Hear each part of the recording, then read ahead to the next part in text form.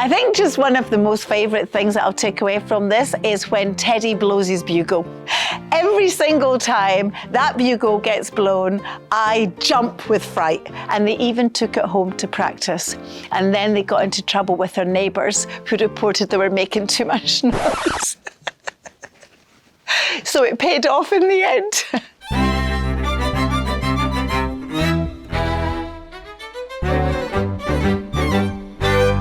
Last year, we did a Midsummer Night's Dream, and we realised that a real comedy romp really engaged our audiences, and we are trying to bring more people to the theatre. So we thought, how do we get them to come? So we thought, let's stick with another comedy rather than go and do anything more tragic or drama-based.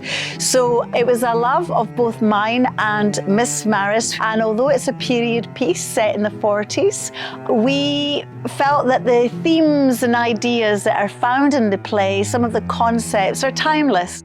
So the ideas and concepts that I'm going to focus on, because we want to give you a little hint that there is something else that's maybe not quite as it seems. So you could say that the old adage of never judge a book by its cover could be a very specific theme going on here.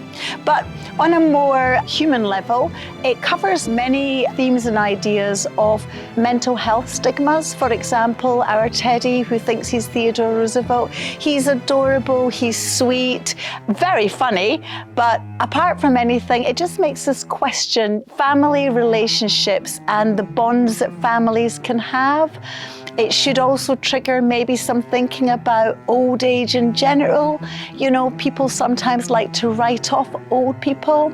Well, when you meet our two madcap aunts who are based around their 70s, you'll discover that there's not a lot that they're not capable of doing. So we should not have that stigma about, oh, you get to a certain age and, you know, write people off. The other one is, do we have a right to decide the fate of other people?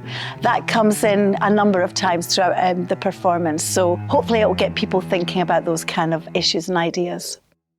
The play is copyrighted, and so obviously there's many things that can't be changed. We also knew that it's set in one living room for the whole of the entire play. So that really is important to get a real homely, warm feeling. And in the script, it's made very clear that the set is quite Victorian. And so it was really important for us to have warm colours, wooden furniture, wooden backgrounds, staircases, etc. When we were choosing the colour of the set design, we were kind of debating between royal blues, dark magenta, etc., because we knew that that was roughly what the old ladies would possibly have. But there was something that kept drawing me to green. And then, to my discovery, I discovered that in Victorian days, green paint had arsenic in it. Yeah, so for us, that was it, no-brainer. So we always run our high school theatre production as an ECA, so we do Wednesday afternoons. So we started our audition process in the first few weeks of coming back to school. We invited people down to audition. We also got introduced to a number of students who haven't chosen theatre and are unknown to us. And wow, have we been very, very lucky, because we have found some absolutely amazing talent. We also ran a production club where we had set and costume design, we had props club. All of those were student-led and student-based. We've had 2 or 3 student leaders coming through who have come into our space, and they are in charge of the layout behind the scenes. They're in charge of the makeup. We're letting them try things out and practice. So they've contributed massively. And we've got people on our sound, people on our lighting. They are all students, and without them, we do not have a show.